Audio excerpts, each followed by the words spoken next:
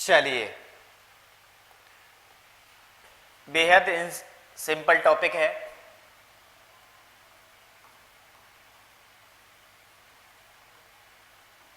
Assignment.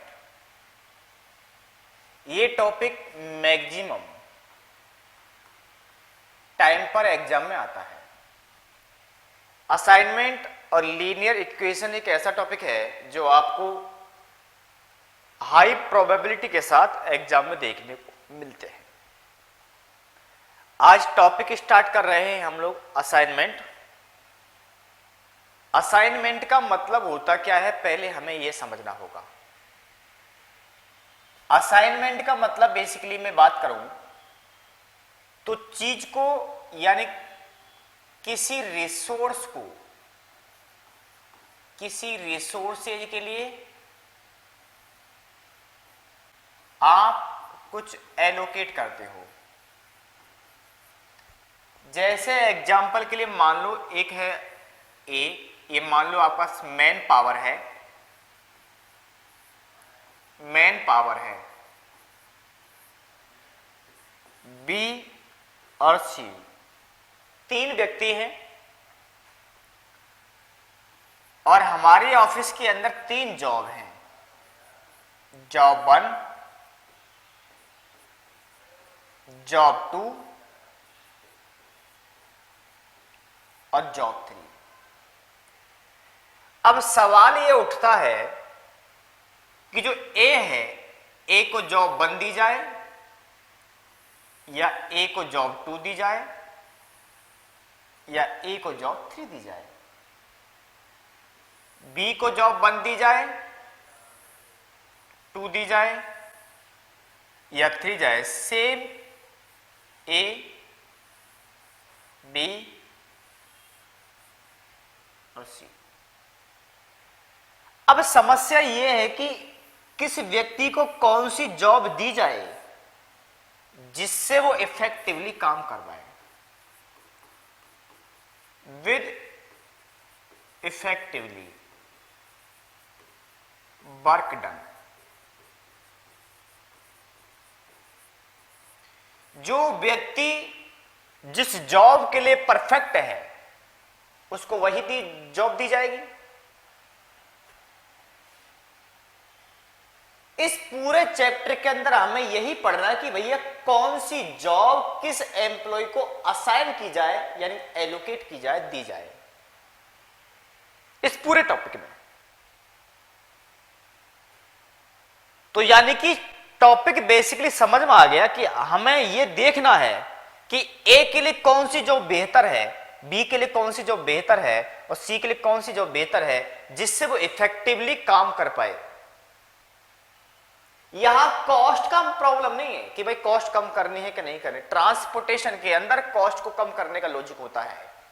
यहां पर आपको रिसोर्सेज को ऑप्टिमम यूटिलाइजेशन का सवाल है कि जो आपके पास मैन पावर है, जो मैन रिसोर्सेज हैं, उन मैन पावर को आप कैसे यूटिलाइज करोगे जिससे उनका आउटपुट ज्यादा से ज्यादा हो पाए।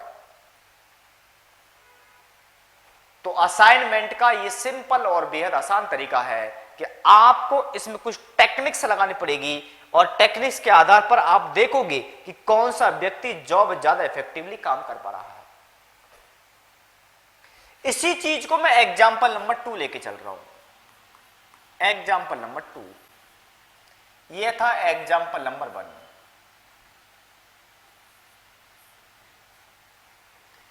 जैसे आपको पता होगा, आप क्रिकेट देखते हो ना कि नहीं देखते? देखते हो। 3rd, 4th, 5th और 6th, ये है पोजीशन और ये है बैट्समैन।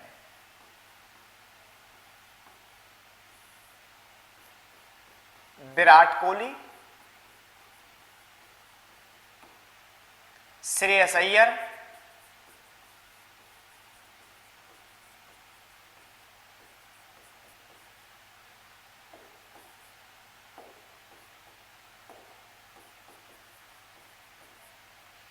इसके केएल राहुल,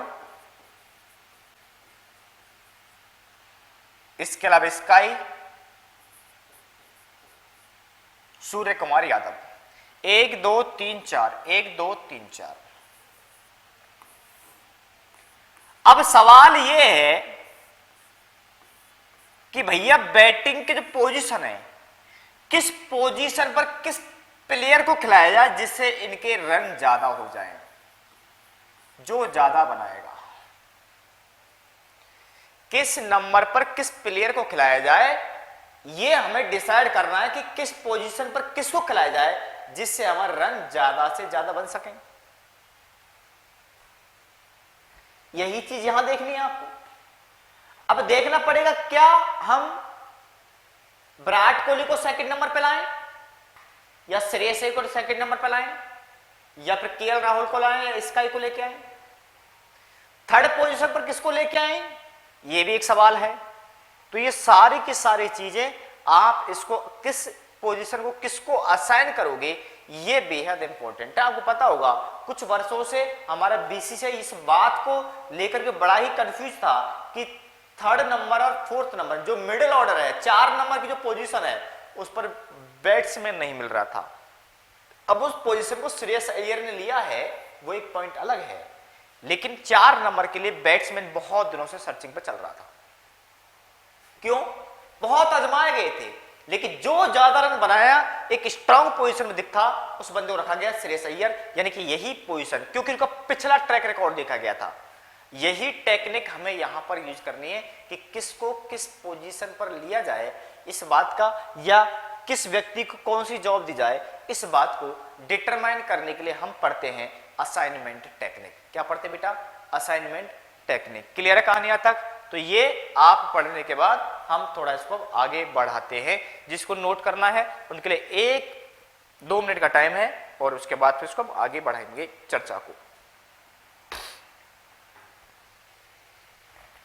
चलिए, समझ में आ गया रिसोर्सेज का एलोकेशन, कि कौन से रिसोर्स को कहां पर यूज करना है, यही है असाइनमेंट। अब देखो आपको प्रैक्टिकल एस्पेक्ट से पॉइंट क्या करना है, आपको नोटेड टू बी पॉइंट्स या पॉइंट्स टू बी नोटेड,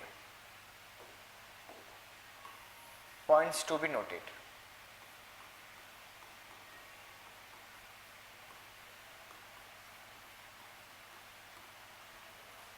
अब बच्चों के दिमाग में सवाल आ रहा होगा कि सर थ्योरी का क्या करें। बेटा ये 100% प्रैक्टिकल है, ठीक है? तो आपको उस बात के बारे में नहीं सोचना है। ये 100% प्रैक्टिकल चैप्टर है, तो या थ्योरी की ज्यादा बात नहीं करेंगे। कंसेप्ट समझ में आ गया। अब आप प्रैक्टिकल की जो अपनी जो कंसेप्चुअल चीजें हैं उनको तैयार करेंगे, उसके बाद ये टॉपिक होगा हमारा खत्म। चलो पॉइंट नंबर 1 आपको क्या रखना है। सबसे पहले देखोगे आपके सामने जॉब इक्वल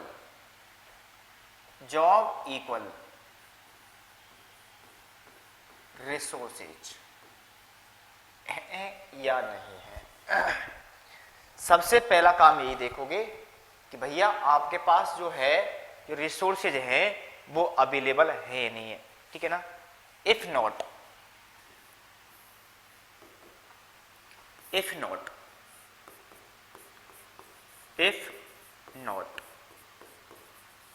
देन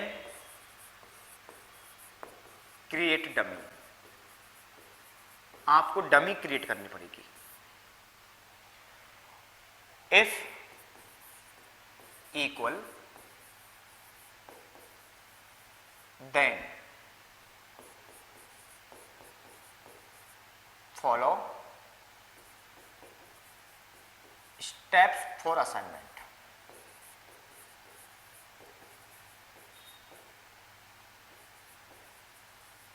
फिर आपको स्टेप फॉलो करना है। जॉब बराबर रिसोर्सेज नहीं है आपके पास, या कहें तो आपके पास जो रिसोर्सेज हैं और जिनका आपको एलोकेशन करना है बराबर है नहीं है, तो वो नंबर ऑफ असाइनमेंट जो भी है वो देखने पड़ेंगे आपको। Number of assignment of number of source both are equal, इसको कैसे, number of assignment equal number of source. ठीक है, दोनों बराबर होने चाहिए, नहीं है तो पहला डमी क्रिएट करोगे, हो सकता है वो सोर्स के रूप में हो और हो सकता है वो असाइनमेंट के रूप में हो। ठीक है, क्वेश्चन को स्टार्ट करने से पहले सबसे पहले आपको यही चेक करना है जो आपको पॉइंट रखना है। पॉइंट नंबर 2, पॉइंट नंबर 2, ये देखने के बाद कि दोनों इक्वल हैं और दोनों इक्वल नहीं है तो डमी का क्रिएशन करोगे, और डमी का क्रिएशन करने के बाद फिर देखोगे identify object of assignment. Object देखोगे, ऑब्जेक्ट हो सकता है मिनिमाइजेशन का हो,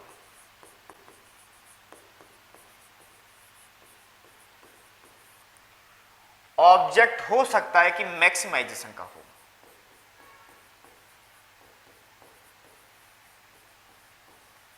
ऑब्जेक्ट हो सकता है जो असाइनमेंट का ऑब्जेक्ट है वो मिनिमाइजेशन करने का हो, और हो सकता है कि आपके पास मैक्सिमाइजेशन करने का हो। यदि मिनिमाइजेशन की है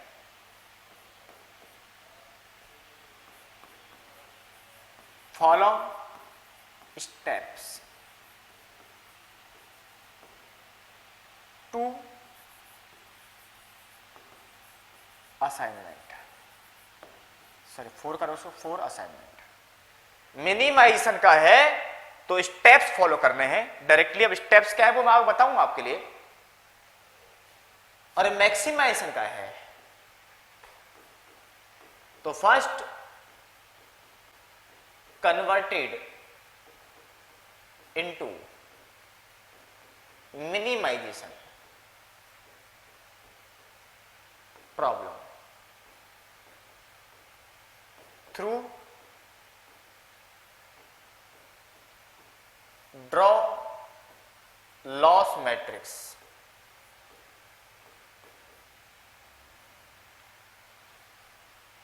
यदि मैक्सिमाइजेशन की प्रॉब्लम है तो पहले मैक्सिमाइजेशन को कन्वर्ट करना पड़ेगा मिनिमाइजेशन में, और वो होगी थ्रू ड्रॉ लॉस मैट्रिक्स। आप लॉस मैट्रिक्स ड्रॉ करोगे, और लॉस मैट्रिक्स कैसे बनती है मैंने ट्रांसपोर्टेशन में भी इसको भली भांति आपको समझाया था, और आगे भी इसकी चर्चा का विषय बनाएंगे। क्लियर है? ये होने के बाद पॉइंट नंबर 3, दो चीज क्लियर हैं तो फिर करोगे क्या, steps for assignment. Steps for assignment. अब आप स्टेप्स देखोगे कि भैया असाइनमेंट के क्या क्या स्टेप्स हैं, असाइनमेंट के क्या क्या स्टेप्स है। क्लियर है?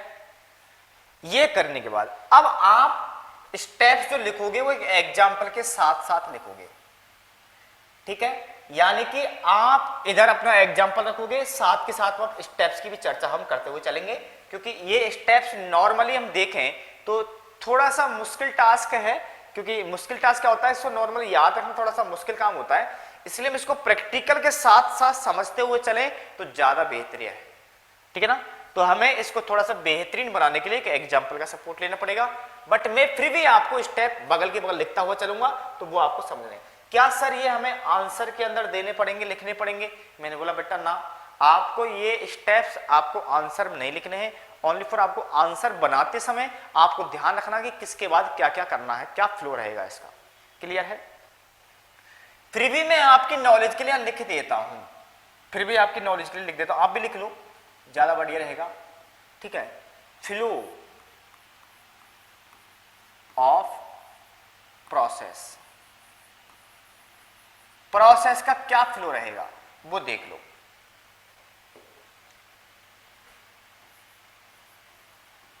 Draw row operation matrix. फिर बनाओगे ड्रॉ कॉलम ऑपरेशन मैट्रिक्स। फिर क्या करोगे बताओ, eliminated all zero with support of straight line, straight line, straight minimum straight line लिखो बेटा, यहां लिखो minimum straight line। if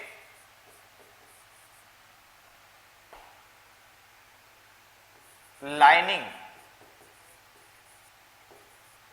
not equal to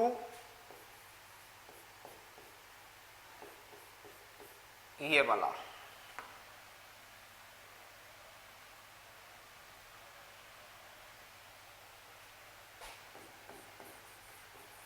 then improve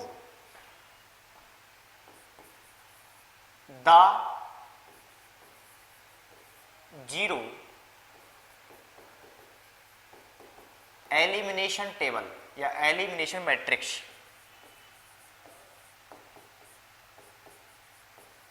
through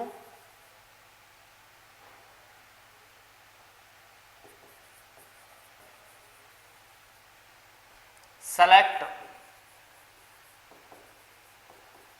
minimum value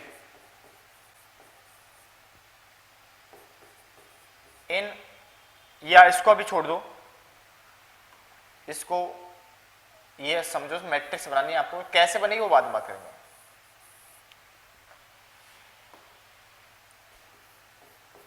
and repeat the process till m equal to n। जो assignment है आपके m equal to n आना चाहिए। ये प्रोसेस तब तक चलता रहेगा जब तक आपके जो है लाइनिंग बराबर ना आ जाए। ये बेसिकली इसका प्रोसेस है। अब इसी प्रोसेस को समझने के लिए आपको स्टेप्स बनाए, जैसे स्टेप नंबर 1 है, 2 है, 3 है, 4 है, फिर चलता रहेगा। ये रिपीटेटिव, ये प्रोसेस रिपीट रहेगा, 1 2 3 चौथा, यानी ये रिपीट होता रहेगा। और तब तक रहेगा जब तक आपकी जो डिलीटिंग लाइन है वो m इक्वल टू n ना आ जाए। क्लियर है? इसको नोट करो और फिर मैं एक एग्जांपल के थ्रू सारी बातों को 1 बाय 1 करके आपको समझाता हूं कि भाई इसको करना क्या है। एक क्वेश्चन बेहतरीन तरीके से समझ लेना, इसके बाद इस चैप्टर में कुछ नहीं बचेगा, कुछ भी नहीं बचेगा। ठीक है,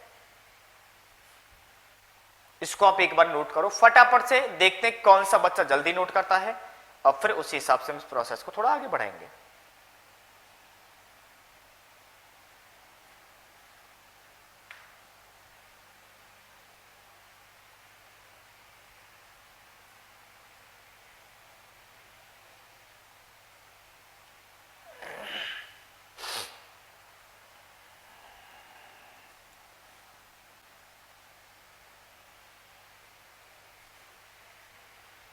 ठीक है, इस प्रोसेस चाहो तो एक बॉक्स में डाल देता हूं मैं आपके लिए।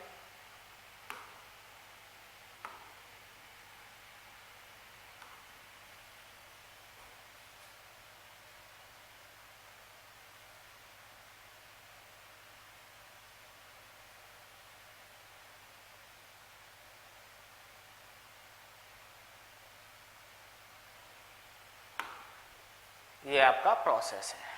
ठीक है, चलिए अब एक छोटा सा एग्जांपल लेते हैं और उस एग्जांपल से बातों को समझते हैं।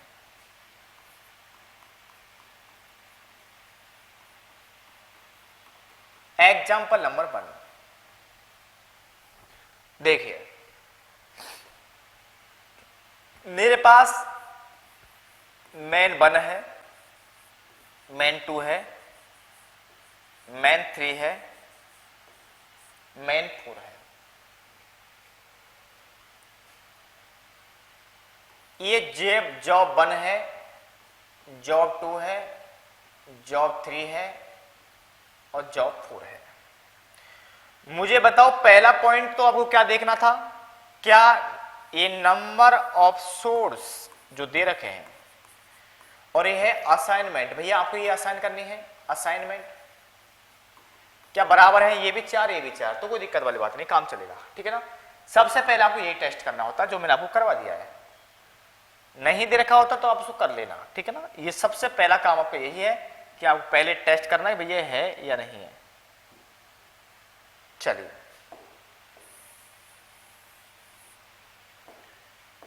प्रोसेसिंग टाइम गिवन है 1 आवर, 2 आवर, 3 आवर, 6, 4, 2, 5, 2, 3, 4, 1, 0, 4, 6, 9, 7। ये प्रोसेसिंग टाइम गिवन है। क्या दे रखा बेटा? Processing time. ये प्रोसेसिंग टाइम गिवन है बाबू, टाइम है प्रोसेसिंग टाइम। टाइम है तो मुझे बताना है असाइंड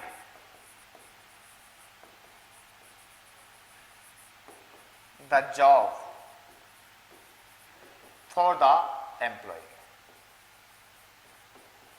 आपको बताना है कि भैया असाइनमेंट किस एम्प्लॉय क्या हुआ है, क्योंकि डेटा आपको टाइम में दे रखा है और टाइम को मैक्सिमाइज करना है मिनिमाइज करना है। देखो पहले तो ऑब्जेक्ट देखो, पहला चेक करने का है कि भाई देखो कि असाइनमेंट और सोर्स बराबर है क्या, ये भी 4 और ये भी 4, तो डमी क्रिएट करने की रिक्वायरमेंट है क्या? आंसर है नो। सेकंड चीज वही देखो, आपके पास ऑब्जेक्ट पहचानो कि असाइनमेंट करने का ऑब्जेक्ट क्या है। हमें प्रोसेसिंग टाइम गिवन है, इसका मतलब यह है कि हम उस व्यक्ति को वो जॉब देंगे जो टाइम कम लेने वाला है, जो कम टाइम में काम को पहले करेगा, हम उस व्यक्ति को वही जॉब देंगे। जिस काम को जो व्यक्ति पहले कर सकता है हम वही काम देंगे। इसका मतलब दिस प्रॉब्लम इज मिनिमाइजेशन। बताओ मिनिमाइजेशन है या नहीं है? तो आपको मैक्सिमाइजेशन कन्वर्ट करने, मैक्सिमाइजेशन तो होते कन्वर्ट करना पड़ता, यहां पर मिनिमाइजेशन की है, इसलिए डायरेक्टली स्टेप करोगे जो ऊपर आपके लिखे हुए हैं। क्लियर है? ये मेरे बाबू ओरिजिनल मैट्रिक्स है। और मुझे बताओ एक बेस्ट जॉब एलोकेशन के बाद आपको ये बताना है कि किसको कौन सी जॉब एलोकेट करनी है, असाइन करनी है, और फिर total time of the project कितना आने वाला है। एक प्रोजेक्ट है, इसमें 4 जॉब है, 4 व्यक्ति हैं, आपको बताना कि प्रोजेक्ट का टाइम कितने आने वाला है। यदि आप इसको बेस्ट से बेस्ट असाइन करोगे तो क्या होगा। क्लियर है? इस बात को पूरा करने के लिए अब हम नीचे चलते हैं। क्लियर है बाबू? इस मैट्रिक्स को मैं एज इट इज कॉपी नहीं करने वाला, तो मेरा जो स्टेप स्टार्ट होने वाला वो यहां से होगा। क्या क्या देखो, क्या step number 1, draw row operation matrix. आपको रो ऑपरेशन मैट्रिक्स बनानी है। कैसे बनेगी? 2 लाइन छोड़ दो, 2 लाइन, यह आपके लिए है, 2 लाइन छोड़ दो। मैं जो बोल रहा हूं, जो आपको समझ में आया वही लिखना है आप में, और अपनी भाषा में लिखना है। हिंदी में लिखो, उर्दू में लिखो, किसी में लिखो, लेकिन जिस बात में एक बार में समझ में आ जाए उसी लैंग्वेज का इस्तेमाल करना है। देखो मैं प्रॉब्लम को सॉल्व कर रहा हूं। M1, M2, M3,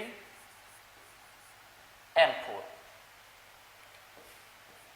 J1, J2, J3, J4। Matrix कैसे बनेगी वो देखो। आपको रॉ मैट्रिक्स बनानी है तो रॉ में से सबसे मिनिमम वैल्यू सेलेक्ट करो। रॉ बनाने का तरीका क्या है? मिनिमम वैल्यू सेलेक्ट करो इस रॉ में से, और उस मिनिमम वैल्यू को ईच वैल्यू में से लेस कर दो। तो यहां पर मिनिमम 1 है इस रॉ के अंदर, रॉ यही होती है, ये कॉलम होता है, तो इस रॉ के अंदर मिनिमम देखो, मिनिमम है 1 और इस 1 को प्रत्येक वैल्यू में से लेस कर दो। तो बताओ 1 है तो 1 में से 1 गया तो कितना बचा? 0। है ना, मुझे बताओ ना, 1 में से 1 गया तो कितना बचा? 0। तो ये हो गया 0। 2 में से 1 गया तो 1 बचा, 3 में से 1 गया तो 2 बचा और 6 में गया 5। मुझे बताओ क्या किसी को दिक्कत है? सेम प्रोसेस आपको हर रॉ के अंदर रिपीट करना है। यहां पर 2 है तो 4 में से 2 बचा, यहां बताओ 2 में 2 0 बचा, यहां बचा 5 में 3 बचा और यहां बचा 0। सेम यहां देखो, यहां 0 है तो सेम फिगर आ जाएगा 3 4 1 0, ये भी आ गया। यहां पर मिनिमम 4 है और यहां मिनिमम 4 है तो आपको मिनिमम 4 है तो इसमें देखो 4 में है गया 0, इसके अलावा हो गया 2, यहां हो गया 5 और यहां हो गया 3। क्या ये मैट्रिक्स समझ में आई? यदि ये मैट्रिक्स समझ में आई तो हम आगे बढ़ा सकते हैं। इसको बोलते रॉ ऑपरेशन मैट्रिक्स। क्या बोलते मेरे बाबू? Raw operation matrix. ठीक है, ये क्लियर है। ये पूरा होने के बाद अब आप जाओगे स्टेप नंबर 2 पर और ड्रॉ करोगे। ड्रॉ करोगे, बताओ क्या ड्रॉ करोगे? यहां पर बनाओगे column, column operation matrix, operation matrix ये बनाओगे यहां। और बनाओ किससे? इस टेबल। अब इसको भूल जाना आप, इस टेबल से। वही प्रोसेस है मेरे बाबू जो मैंने अभी आपको बताया था। बताओ क्या बताया था मैंने आपको? आप लोग सीक्वेंस में चल रहा है ना, आप पता ऐसे थोड़ा घूम सकते हो आप लोग ऐसे। आपको सिंपल चल रहा हो, आपको इसके नीचे भी 2 लाइन छोड़ते चलना आराम से। जो मैं बता रहा हूं वो ध्यान से देखते चलना, ठीक? चलो बताओ, यहां पर है M1 M1 M2 M3 M4 J1 J2 J3 J4। इसमें से मिनिमम, मिनिमम वही प्रोसेस है, मिनिमम 0 है तो सेम आ जाएगा आपके सामने, ये सेम आ जाएगा 0 2 3 0। इसके बाद बताओ क्या है? यहां पर भी 0 है तो 1 0 4 और 2। फिर मिनिमम देखो 1 है तो 1 2 0 और 4। क्लियर है? सेम पर आगे आ जाओ, इसमें 0 है तो सेम कॉपी हो जाएगा 5 0 0 और 3। मुझे बताओ इसमें भी किसी को डाउट है तो वो भी बताओ मुझे। ये आपकी कॉलम मैट्रिक्स बन गई। क्या ये बात सबको समझ में आ रही है? यदि सबको समझ में आ रही है तो इसका मतलब अब आपको कुछ करना है। बताओ कोई दिक्कत है किसी को? यहां तक नहीं ना? वो तो मुझे बता दो आराम से। इसको यहां तक कॉपी करने के बाद अब आपको चलना है आगे। इस मैट्रिक्स में अब आपको असाइनमेंट एंड डिलीटिंग वाली, जीरो एलिमिनेशन वाली आपको मैट्रिक्स बनानी है। तो इस मैट्रिक्स के अंदर ही आपको काट छांट करते हुए चलना है। ठीक है, तो देखो आपको इसी मैट्रिक्स में काट छांट करना है। आपको करना क्या है? मैंने क्या प्रोसेस बताया था? आपको एलिमिनेट करना प्रत्येक जीरो को विद मिनिमम लाइनिंग के थ्रू। ठीक है, अब देखो जिधर जीरो ज्यादा उधर काटनी पड़ेंगे मैं। ठीक है, तो मैं यहां पर एक थोड़ा सा एक अलग कलर यूज कर रहा हूं, लो ब्लैक ही कर लेता हूं मैं। ठीक है, इसको मैं काट रहा हूं, यहां पर जीरो आ रही है। अरे बाप रे बाप, नहीं तो रखना, मुझे इसका रखना सेव। तो ये मैंने काट दिया, दिख रहा है क्या? नहीं यार, मजा नहीं आ रहा है इसमें, मजा नहीं आया तो हम इसको ले लेते, रेड ले लेते। चलो रेड ले लेते हैं। लो ये काट दिया, दो कट रही हैं इससे, काट दी। यहां पर भी दो कट रही हैं, ये काट दी। यहां पर एक कट रही है, दो रह रही है, तो मैं बेटा इसको ऐसे काट दूं और इसको ऐसे काट देता हूं। क्या कोई और तरीका है जिसको बेस्ट से बेस्ट दिया सकता है? हो सकता है, मैं ये नहीं कह रहा सही नहीं है, मैं ये नहीं कह रहा ये सही है मेरा, हो सकता है कि इससे भी बेस्ट हो। चलो एक आध और ऑप्शन देख लेते हैं, इसके अलावा कोई और भी बेस्ट रूट है क्या? मैं इसको ऐसे काटूं एक तो, दो हो गई कवर, यहां से भी दो कवर हो गई और यहां से एक कवर हो गई। मिल गया ना बाबू वेस्ट रूट। इसीलिए बोलता हूं आपको कोशिश करनी है एक बार कि ज्यादा से ज्यादा जीरो मिनिमम से मिनिमम लाइन में कट जाए। मैं ऐसे काटा पहली बार में तो ये थोड़ा सा अलग निकल रहा था, तो उसमें मेरा ऑप्टिमम सॉल्यूशन आ रहा था, यहां मेरा ऑप्टिमम सॉल्यूशन नहीं है। अब आपको बाबू चेक करना है क्या बाबू आपके जो ये लाइनें हैं, जो लाइन है डिलीटिंग जो लाइन है, क्या आपका m इक्वल टू n आ गया, यानी कि number of men equal to number of lining. तो बताओ क्या है नंबर ऑफ लाइन, 1 2 3, जबकि 1 2 3 4 है, तो इसका मतलब प्रॉपर हमारा नहीं है, ये हमारा प्रॉपर असाइनमेंट नहीं है। हमें अब मैट्रिक्स को इंप्रूव करना पड़ेगा। तो मेरे बाबू अब हम यहां से बढ़ेंगे आगे और यहां से निकालेंगे क्या, इंप्रूव मैट्रिक्स। हमें मैट्रिक्स को इंप्रूव करना पड़ेगा, अब हमें मैट्रिक्स को इंप्रूव करना पड़ेगा, ठीक है। यानी हमारा आंसर प्रॉपर नहीं आया तो हम अब अपने काम को वापस से स्टार्ट करने वाले हैं। ये है m1, ये है m2, ये है m3, ये तब तक चलता रहेगा जब तक आपका ये ना हो जाए, ठीक है। इसके अलावा J1, इसके अलावा J2, J3 और J4, ये हो गया। ये होने के बाद अब हमें देखना है वही। अब बताओ प्रोसेस क्या है, प्रोसेस देखो क्या है। आपके जो इस लाइन के अंदर जो कवर नहीं हो रही है, ये लाइन है ना रेड कलर की, जो गुलाबी कलर की है आपके सामने, ये पिंक जो कलर की लाइन है, इस लाइन के अंदर जो कवर नहीं हो रहा है उन वैल्यू में से देखना है मिनिमम। ये जो है ये वाली है, ये वाली, इनमें मिनिमम देखो तो मिनिमम है 1 और इसको प्रत्येक में से लेस करना जो अनकवर है। ध्यान रखो मैंने क्या बोला, वापस सुनो, देखो आपको 0 minimum value select from uncovered lining, जो लाइन में कवर्ड नहीं है, and subtracted from each uncovered value and add at intersection and unchange in covered value. मैं 3 बात बोली, मैंने बोला पहले जो कवर नहीं है उनमें से मिनिमम देखो और उसको अनकवर में से लेस कर दो। तो पहला मैं काम कर लूं, ठीक है ना, अनकवर का काम कर लेता हूं मैं। और दूसरा जो जहां जहां पर इंटरसेक्शन आ रहा है वहां पर उस वैल्यू को ऐड करना है और इसके अलावा लाइन को आपको एज इट इज कॉपी कर देना। वापस सुनो, आपको अनकवर वैल्यू में से मिनिमम देखना है, इसको जो अनकवर है उनमें से लेस करना है, इसके अलावा जहां जहां पर इंटरसेक्शन उसको वहां पर ऐड करना है, बाकी वैल्यू को एज इट इज कॉपी कर देना है। अब देखो पहले मिनिमम सेलेक्ट करो, 1 है तो 1 ले लिया। अब देखो मैं टेबल में चल रहा हूं 1, पहले मैं यही उतार दूं इसके सामने 1, तो ये हो गया 0, ये भी हो गया 0 और ये हो गया 4, ये हो गया 4। बाकी करने का तरीका ये है कि टेबल में एक साथ चलो, 0 है इंटरसेक्शन पे ऐड करना है और वैसे सबसे पहले मिनिमम वैल्यू सेलेक्ट करो, भैया 1 है, मिनिमम वैल्यू है 1, सब्सट्रैक्ट करो ईच में से, अनकवर में से, और इंटरसेक्शन आ रहा है तो वहां पर इसको ऐड कर दो और बाकी को अनचेंज कर दो। तो बताओ यहां पर कुछ करना है कि नहीं, क्योंकि 0 आएगा तो 0 की 0, यहां 0 की 0 आ जाएगा। यहां 2 है इंटरसेक्शन है बाबू, 2 लाइन आपस में कट रही, इसको बोलते हैं इंटरसेक्शन, यहां पर ऐड करना है तो 2 है, 1 ऐड करना 3, यहां पे इंटरसेक्शन है ये हो जाएगा 4, या इंटरसेक्शन नहीं है तो इसका 0 एज इट इज कॉपी हो जाएगी। अनकवर में से लेस करनी है।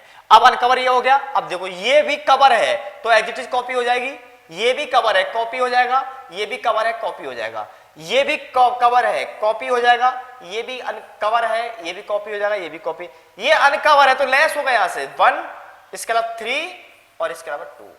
मुझे बताओ यहां तक दिक्कत हो तो मुझे बताओ फटाफट से।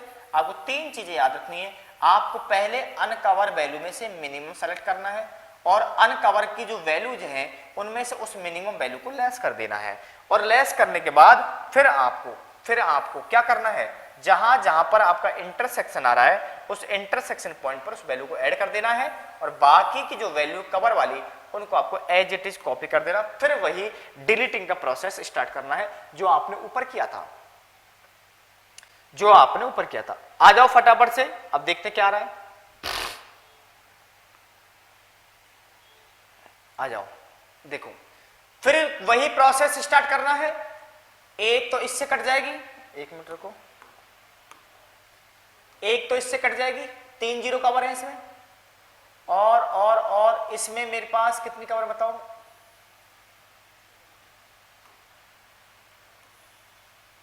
दो कवर हो गई, या इसको मैं ये करना पड़ेगा फिर मुझे इसमें ये करना पड़ेगा, 4 हो गई।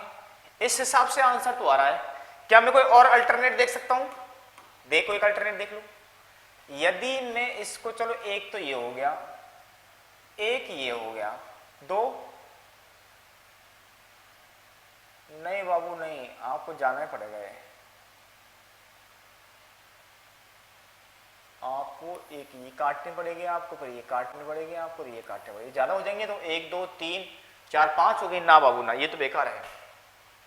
नहीं नहीं, ये रूट सही नहीं है, इसका मतलब है ये रूट लेना पड़ेगा।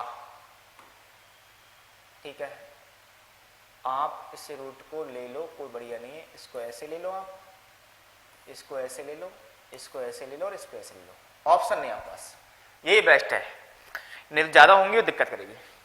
ठीक है, आपको मिनिमम से मिनिमम लाइन यूज करें तो वो ये बेस्ट है, इसके अलावा कुछ नहीं है। चलो ये कट गई। अब देखो, अब इसी टेबल में आपको असाइनमेंट करना है, इसी टेबल में आपको असाइनमेंट करना है। ठीक है, दिख रहा है मुझे क्लियर, मेरी परफेक्ट है ये। तो आपको आंसर लिखने के लिए इस मैट्रिक्स को एज इट इज नीचे कॉपी करना है, मैं इसी में इसका सॉल्यूशन एडजस्ट कर रहा हूं। देखो आपको क्या करना है, असाइनमेंट करते समय, असाइनमेंट करते समय आपको देखना है कि जो एक जीरो है कॉरस्पॉन्डिंग एक ही जीरो हो।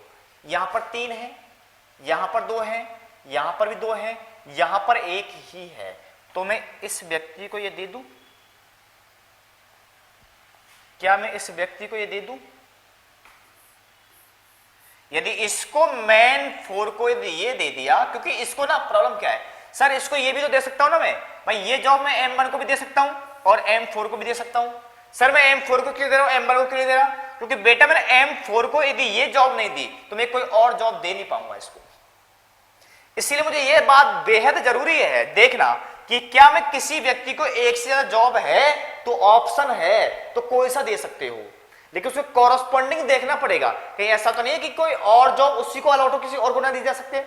ये जॉब ऐसी है जो इसको भी दी जा सकती है और इसको भी दी जा सकती है, लेकिन M4 को और कोई जॉब है ही नहीं है, क्योंकि ये इसी के लिए बेटर है, तो मुझे ये जॉब कैंसिल करनी पड़ेगी, क्योंकि M4 को मैंने जॉब 1 दे दी तो मैं M1 को जॉब 1 नहीं दे पाऊंगा। इसलिए मुझे जो जॉब दे दी गई है उसके कॉरस्पॉन्डिंग में उसको मैंने क्या करना पड़ेगा, डिलीट करना पड़ेगा।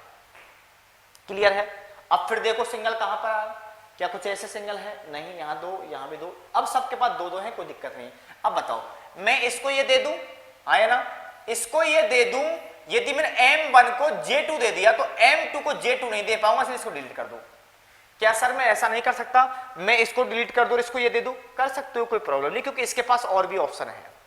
अब सेम देखो, ये डिलीट हो गई, अब देखो ये डिलीट हो गई तो इसके पास एक ही ऑप्शन बचा है, क्योंकि M2 को मैं ओनली फॉर क्या दे पाऊंगा, या तो J2 दे पाता या J4। J2 मैंने रिजेक्ट कर दिया तो J4, क्योंकि J4 इसको नहीं दे पाऊंगा तो मैं इसको दे देता हूं, तो ये हो गया, तो ये डिलीट हो गया। क्लियर है? अब नीचे आ जाओ, अब नीचे मेरे पास एक ही जॉब बची जो खाली है, तो मैं इसको दे देता हूं और ये डिलीट हो जाएगा। तो मुझे बताओ कोई दिक्कत है क्या? यहां तक जहां जहां पर बॉक्स बने हुए हैं इसका मतलब वो जॉब मैंने दे दी है। अब मैं इस आंसर को कैसे पुट ऑन करूंगा वो भी एक बार देख लो कि कैसे करूंगा। देखो M1 M2 M3 M4, बताओ मैंने M1 को कौन सी जॉब दी है? M1 को जॉब दी है मैंने MJ2, M2 को जॉब दी है J4, M3 को जॉब दी है J3 और M4 को दी है J1। ये है जॉब, ये है मैन, और ये है प्रोसेसिंग टाइम। बताओ प्रोसेसिंग टाइम कितना लगने वाला है? बाबू टाइम कहां से लिखोगे? ओरिजिनल टेबल से। याद रखना, आप ओरिजिनल टेबल से लिखोगे टाइम, क्योंकि टाइम तो वहीं पर दे रखा है।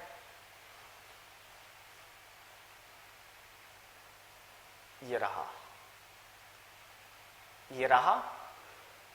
मैं थोड़ा छोटा कर दूं इसको, क्योंकि थोड़ा मुझे दिख जाएगा ना ये आंसर, इसलिए थोड़ा सा दिख जाएगा ये। चलो तो मैं लिख दे, फिर इसको बड़ा कर दूंगा मैं, ठीक है ना। तो M1 को देनी, मुझे बताओ कौन सी? M1 को J2, M1 को J2, M2 को J4, M3 को J3, और इसको ये। तो लिख दू मैं 2, 2, 1 और 4। मान लो टाइम आवर में है, तो कितना हो गया बताओ? ये हो गया 8, 9 घंटे। ठीक है, ये अब आराम से नोट कर लो। ये आपका आंसर था, ये आपका बेटा आंसर था, ये आपका आंसर था। ठीक है, हमेशा याद रखना, जो आप यहां पर वैल्यू लोगे वो वैल्यूज हमेशा ओरिजिनल टेबल से होंगी, चाहे वो मिनिमाइजेशन की प्रॉब्लम हो, चाहे वो मैक्सिमाइजेशन की प्रॉब्लम हो। इसको थोड़ा सा आपको माइंड में रखना है। ये सवाल हो गया मेरा खत्म। किसी को यदि इस सवाल पर डाउट है, कोई दिक्कत है, तो मुझसे पूछ लो, क्योंकि इस पर अब हम चर्चा नहीं कर पाएंगे, क्योंकि अब हम अपने स्टडी मेट में और पास्ट एग्जामिनेशन के अंदर जो क्वेश्चंस आए हुए हैं उन क्वेश्चंस की अब हम बात करेंगे। ठीक है, 1 बाय 1 करके हर क्वेश्चन की हम यहाँ पर बात करने वाले हैं। फटाफट से आ जाओ, और किसी ने यदि नहीं उतारा हो तो नोट कर लो, और किसी बच्चे को, यदि कोई बच्चा वैसे देख रहा है, यूट्यूब पर देख रहा है, कहीं भी जैसे भी क्लास देख रहा है, तो वो उसके लिए आप स्क्रीनशॉट ले लो, ये ज़्यादा बेहतर। ठीक है, इसको आराम से करो आप, और करने के बाद फिर कोई दिक्कत नहीं है।